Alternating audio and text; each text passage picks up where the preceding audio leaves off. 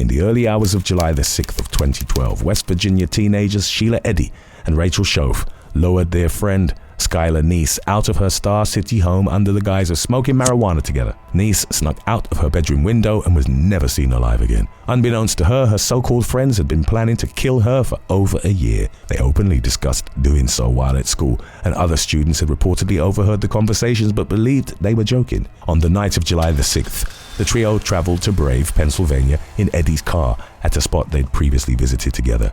At some point while Neese's back was turned, Eddie and Shoaf counted to 3 in unison and attacked her with kitchen knives. During the ensuing altercation, Neese attempted to flee but was tackled to the ground by Shoaf, who then delivered further knife strikes. The victim was able to grab the blade from Shoaf and stabbed her above the ankle. Shoaf reportedly retreated after being wounded, but Eddie continued stabbing Neese until there was complete silence. In the trunk of Eddie's car, the killer teens had hidden cleaning rags, bleach, wet wipes, a shovel, and a clean outfit for each of them to change into once the murder was done. They tried to bury Neese's body in a wooded area, but weren't strong enough to dig through the hard and rocky ground.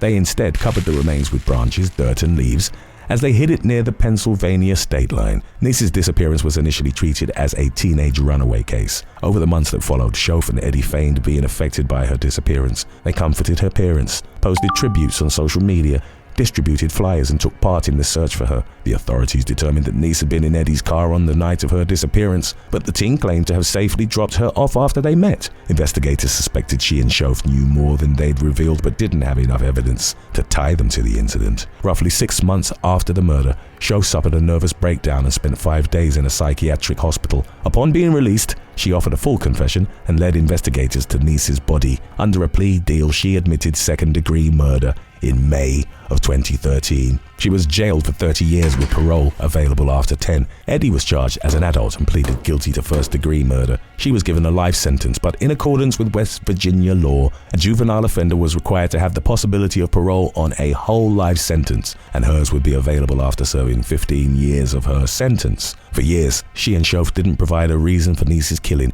with Shoaf claiming that they didn't like her and didn't want to be friends with her anymore. It wasn't until Shoaf's 2023 parole hearing that she confirmed the long-held suspicion that she and Eddie had been romantically involved at the time of the murder. In a diary entry from the fall of 2011, Neese had documented an incident during a sleepover at Shoaf's house, which Eddie also attended. The 3 of them drank alcohol, and while in a drunken state, Shoaf and Eddie began having relations. Neef was forced to be in the room as her friends became intimate. The trio had been drinking, and the teen feared that she would encounter Shoaf's mother, who was very strict if she left. Neese's relationship with the pair became strained, and fearing she would reveal their secret, Eddie and Shoaf decided to kill her. During Shoaf's 2023 parole hearing, the 26-year-old apologized profusely to Neese's family, stating she would trade places with Skylar so she could be with her loved ones. She added, "I've made a terrible mistake that I can't change, but I'm not a bad person because I made one bad choice." Neese's father,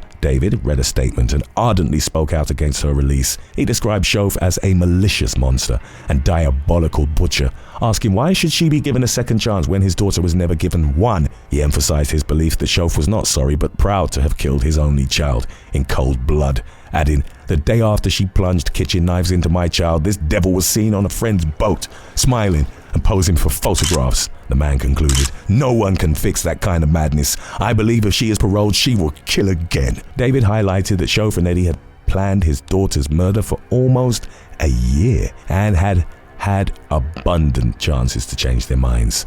33,000 people echoed his sentiments by signing an online petition to keep Shoaf behind bars ahead of her hearing. She was denied parole in 2023 and again in 2024, with Neese's father once more vehemently opposing her release. David told The Independent, "I hate her with my whole body and soul," and in a statement read during the hearing, said that she was a narcissist and liar, attempting to manipulate the system in which she resides. Shoaf's subsequent parole hearing was set for June of 2025. Eddie would have her first chance at parole in 2028, the same year that Shoaf was scheduled to be released.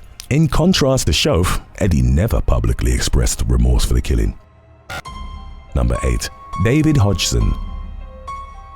English teenager Jenny Nicol left her home in Richmond, North Yorkshire, on June the 30th of 2005, telling her parents she was going on a camping trip with friends. The 19-year-old was never seen again. Her parents reported her missing on July the 4th, and her car was found parked at the Holly Hill pub. 9 days later, the police interviewed 45-year-old David Hodgson, a married father of two with whom Nichols was reported to have been intimately involved. Hodgson denied the affair as well as having any knowledge about her disappearance. The day after the interview, Nichols' phone was switched on and messages were sent to her family and friends, leading them to believe she was still alive. The style of the messages didn't match Nichols, and they were suspected to have been written by someone else. After surviving an overdose of pills and wine in late July, Hodgson was interviewed again. He admitted that he'd been in a physical relationship with Nichols and that he'd groomed her since she was in her mid-teens. He'd met her through his daughters, who were Nichols' friends and went to the same school. It emerged that Hodgson would fly into fits of jealous rage when he saw her with other men. In the weeks leading up to her disappearance, Nichols had secretly started seeing Hodgson's younger brother, Robert. It was suspected that Hodgson became aware of the relationship and killed Nichols during a jealous row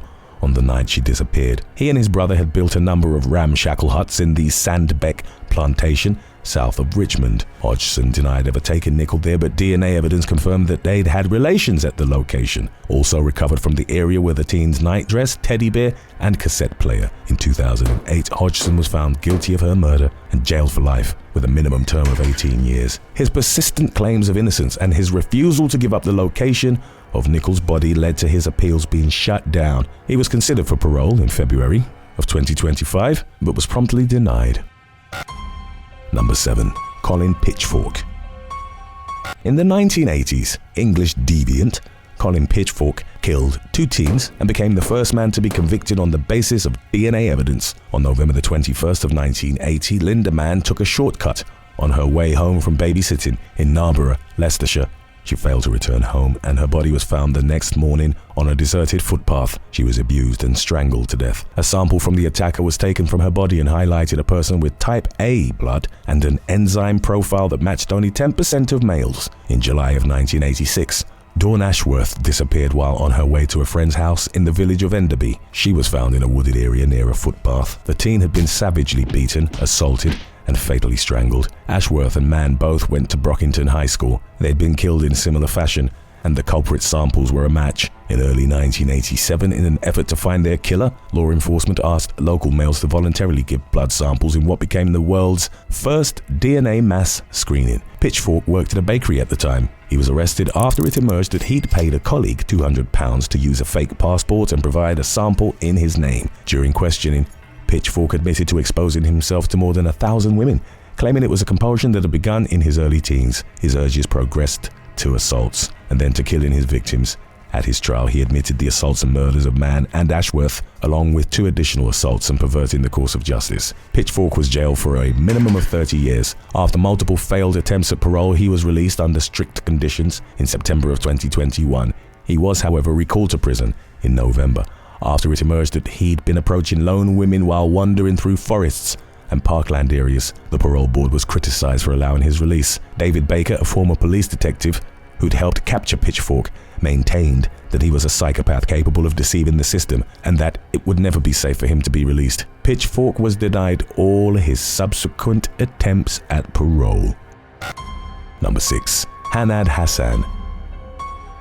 In May of 2006, English teenager Kyan Prince tried to break up a fight that erupted outside his school, the London Academy in Edgware, North London. Among those involved in the altercation was teenager Hannad Hasan. He was a Somali refugee who lived in Edgware with his mother and who'd reportedly gotten caught up with a local Somali-dominated gang known as Thug Farm. Prince was a prodigious soccer player who was part of the Queen's Park Rangers under-16 football team. He intervened in the brawl, but Hassan, who was known as the killer, put him in a headlock and attacked him with a penknife. The thug plunged the blade into Prince's stomach and chest, shouting, "Who's laughing? Who's laughing?" Hassan then fled the scene, abandoning the victim. The knife strikes pierced Prince's heart and he died in a hospital 3 hours later. Hassan was convicted of murder and received a life sentence with a minimum term of 13 years. He became parole eligible in 2019. His behavior behind bars, which included him repeatedly flashing prison officers, would lead to his parole being denied 3 times since the expiry of his minimum term. He had a paper review at a 2024 parole hearing, during which the 33-year-old wasn't allowed to give evidence. The hearing found that at the time of the murder, Hasan was a danger due to his willingness to use violence and carry a weapon, and also his desire to appear strong to his peers. The review concluded that during his time in custody, Hasan had made only limited progress and that his behavior towards others had been inappropriate. There was virtually no professional support for his release, and his parole was denied. Number 5. Eddie Matos.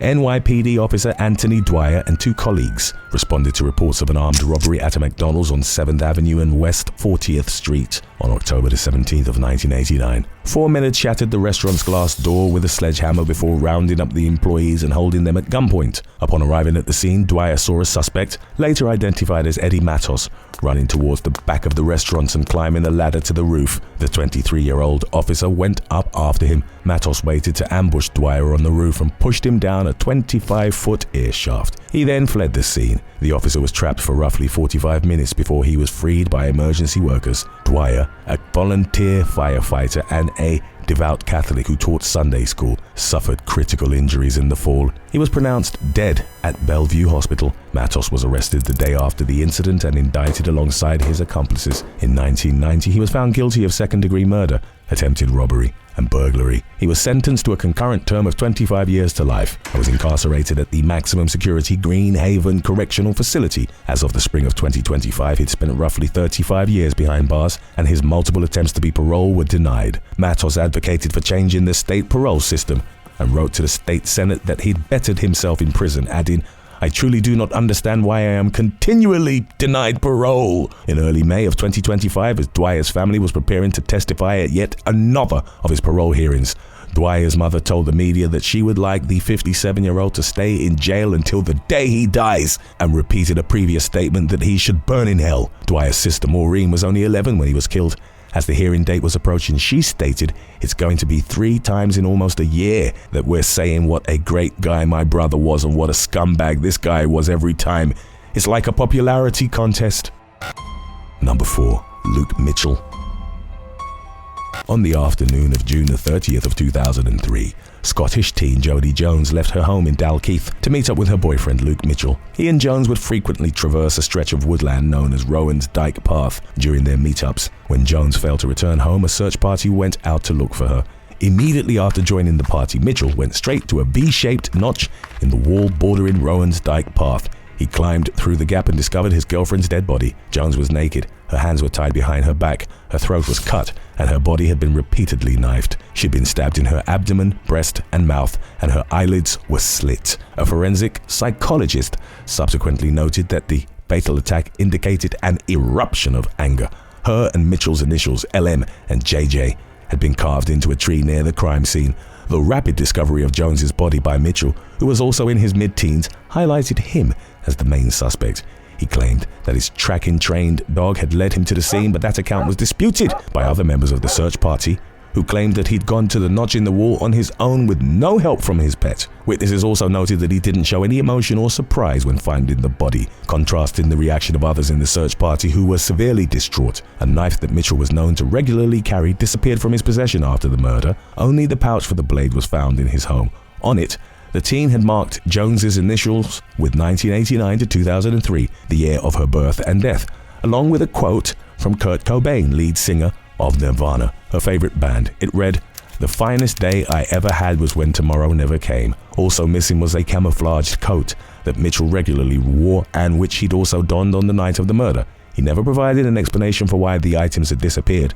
The teen's mother, Corinne, supported his alibi that he was home at the time of his girlfriend's death, but phone records suggested otherwise. Mitchell's interests and aggressive behavior at school were also factors that led to him being suspected of killing his girlfriend. He developed a deep fascination with gore, Satanism, controversial singer Marilyn Manson, and the murder of actress Elizabeth Short in the Black Dahlia case. The months-long police investigation concluded with Mitchell being charged with Jones's murder. Mitchell was the victim's first serious boyfriend, and they both adopted the goth style of dressing. Influenced by Mitchell, Jones began experimenting with drugs and alcohol. The relationship became physical, and as reflected by her diary entries, Jones was completely enamored with Mitchell. He was, however, simultaneously seeing a different girl who also believed she was his only girlfriend. His desire to be with the other girl was speculated as the main motive behind him killing Jones. Mitchell unwaveringly maintained his innocence and didn't give evidence during his trial, putting forward a special defensive alibi, with it being that he was home at the time of the incident. He was found guilty of murder in January of 2005 and sentenced to life with a minimum of 20 years before he would be eligible for parole. He lost 4 appeals to his sentence, and in 2024 he was denied parole after a psychiatric report branded him a risk to women. Number 3. Yolanda Saldívar. In the early 1990s, Mexican-American singer Selena Quintanilla Perez experienced a meteoric rise to prominence. Through her major contributions to music and fashion, she was dubbed the Queen of Tejano music and became one of the most celebrated Mexican-American artists of the 20th century. Selena won a Grammy for her work, and her 1994 album, Amor Prohibido, was critically acclaimed and regarded as responsible for the rise of Tejano music among the most popular Latin music subgenres at the time. Former nurse Yolanda Saldívar had started a Selena fan club in San Antonio, Texas, and in early 1994 she was appointed as manager of her clothing boutiques. By early 1995, the singer's family learned that Saldívar had been embezzling money from both organizations. She was fired in the first week of March. On the morning of the 31st, Selena agreed to meet Saldívar at a Days Inn motel in Corpus Christi, Texas. During the rendezvous, Saldívar went to the singer's room and pulled a .38 Taurus revolver from her purse. As Selena tried to flee, the woman shot a hollow point bullet, striking her in the shoulder and severing the subclavian artery, which caused critical blood loss. Selena ran towards the lobby, leaving a 392-foot blood trail behind her. Before she collapsed on the floor, she was able to identify Saldívar as the shooter. Selena subsequently passed away and was mourned by millions. Saldívar was arrested following a 9.5-hour standoff with police and the FBI. She was found guilty of murder and given a prison term of 30 years to life. In March of 2025, the 64-year-old woman became eligible for parole. A 3-person Texas parole board denied her request to be released early, concluding that she was still a threat to society and that the nature of her crime exhibited a conscious disregard for the lives, safety, or property of others. Saldívar would become eligible for parole again in March of 2030. Number 2. Robert Stewart.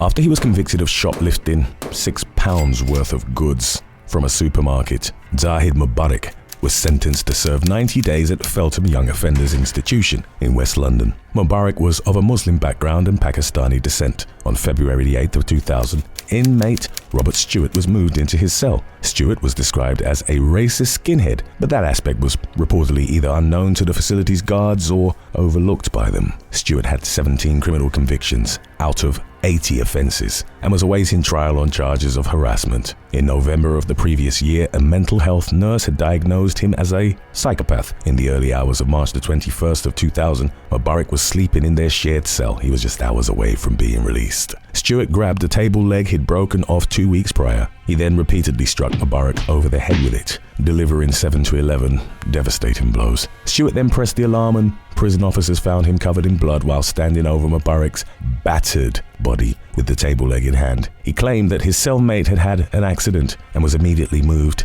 to a nearby cell where he washed the blood off his clothes and body. On the wall of the new cell, Stewart wrote, "Just killed me padmate," and signed off with a swastika. Mubarak succumbed to his injuries in a hospital. Stewart denied murder during the trial that followed, and when asked why he'd attacked Mubarak, said, "I don't know, I just felt like it." He was found guilty and jailed for life. In an unprecedented move, the law lords ordered the Home Secretary to hold a public inquiry into the murder. It would find that Mubarak had died from a combination of his cellmate's racism and the failures of the prison service, which included placing them in the same cell while unaware or willfully ignorant of Stewart's racist hatred and mental volatility. Stewart changed his name in prison before applying to the parole board for release in 2022. More than 2 decades after the murder, the board decided that he was still too dangerous to be released or even to be moved to an open prison.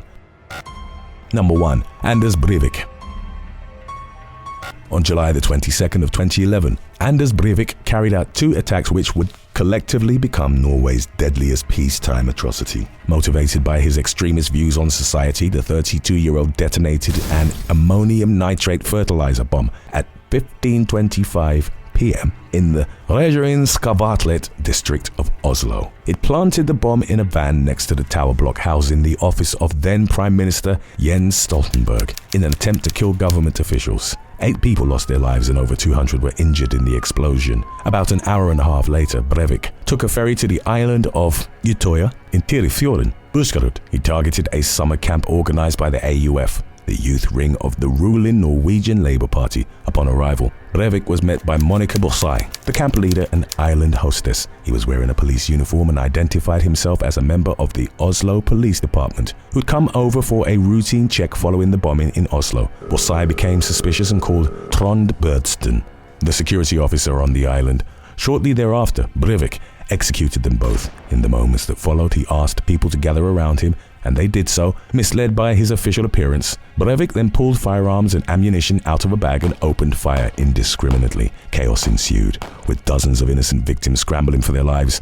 After shooting people on the island, Breivik fired at those trying to escape by swimming across the lake. As reported by survivors, he also double-checked victims pretending to be dead and executed them. 69 people died and at least 110 people received various injuries. Most of the dead were teenagers. Following his arrest, Breivik admitted carrying out the attacks but denied criminal guilt and claimed the defense of necessity. He stated that the main motive for his actions was to publish his manifesto, a compendium of texts called 2083, a European Declaration of Independence. In it, he called for the deportation of all Muslims from Europe and blamed the continent's cultural death on feminism. He cited a quote attributed to Napoleon that "He who saves his country violates no law." After an initial diagnosis of paranoid schizophrenia received criticism, a second evaluation was carried out on Breivik.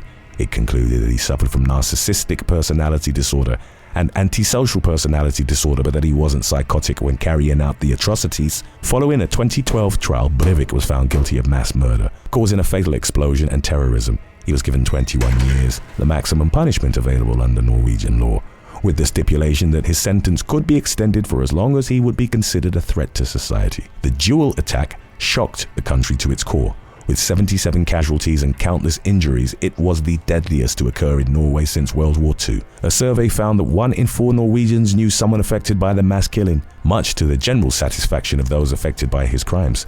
Breivik was repeatedly denied parole in 2021 and 2024. He spent his time in prison with access to certain amenities but fully isolated from other inmates. Breivik complained that his human rights were being violated and sued the Norwegian government, but his efforts were fruitless. Since his incarceration, he became a supporter of Donald Trump and Russia under Vladimir Putin. While behind bars, Breivik identified as a fascist, a Nazi, and a practitioner of Odinism, a religious sect concerned with reviving the Norse beliefs and practices of pre-Christian Europe. Thanks for watching. Would you rather be locked for a month in El Salvador or a year in Norway? Let us know in the comment section below.